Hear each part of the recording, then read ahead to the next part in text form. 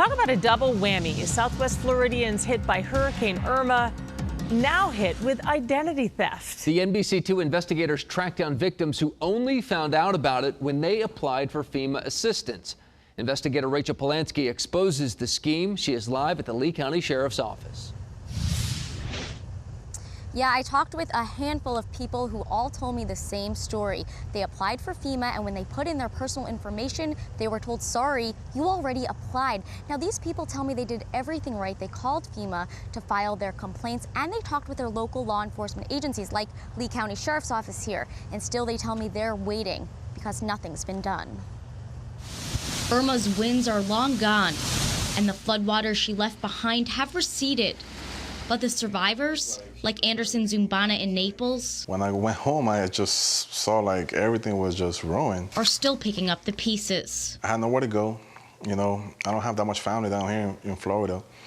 So my only option was, apply for FEMA. He entered his name, address, and social security number on the FEMA website when a pop-up told him he already applied. I called the 1-800 number.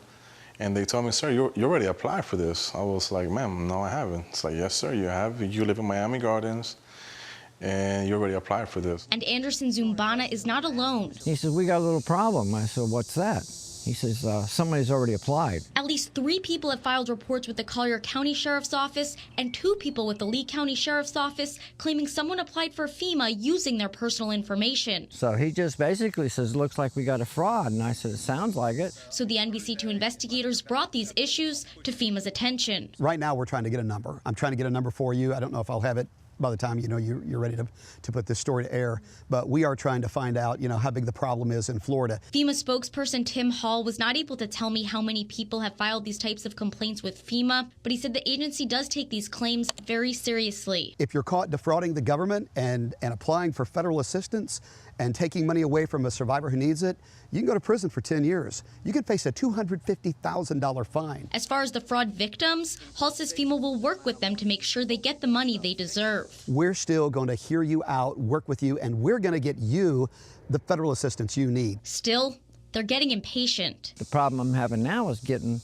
back through to them to find out what's going on. As the days are passing, Do you think that FEMA is taking too long? I'm still waiting, and it's been a month. and their bills are growing. They told me they will cancel her benefits and I could reapply. I tried to reapply, denied me, and I tried calling them again, emailing them again, no answer. Now, if this is happening to you, you should call the FEMA Disaster Fraud Hotline.